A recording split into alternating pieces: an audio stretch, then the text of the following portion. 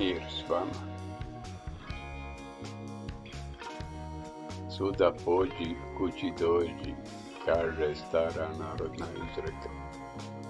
I eto, poslije nekoliko dana, doduše neplanirano, evo me opet kući.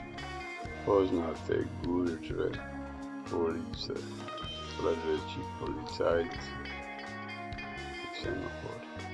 I sve to nekako prisno, skoro pa drago, svakako draže nego ići obilaznicom.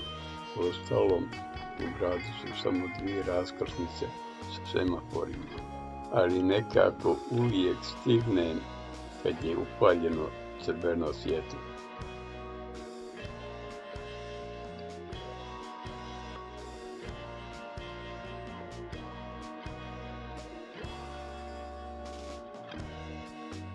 Ovdje je gradska kafana. Kad su dženaze sahrane, desne strane su uvijek parkirani automobili, dijelom na ulici, dijelom na trotoaru, pa treba pažljivije voziti.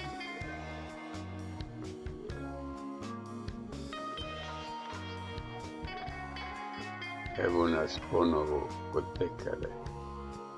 Ovdje smo zostali u polasku, pa ćemo i u povratku.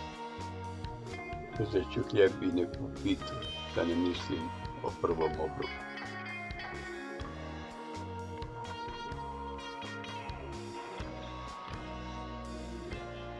Prilično je gust saobraćaj, pa se treba umješno uključiti.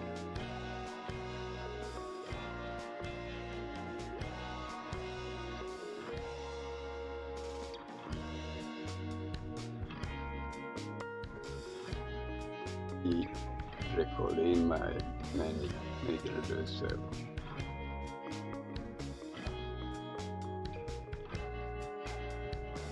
I draga od proljeća raskopana džada koja se rekonstruiše. Neka bude čista.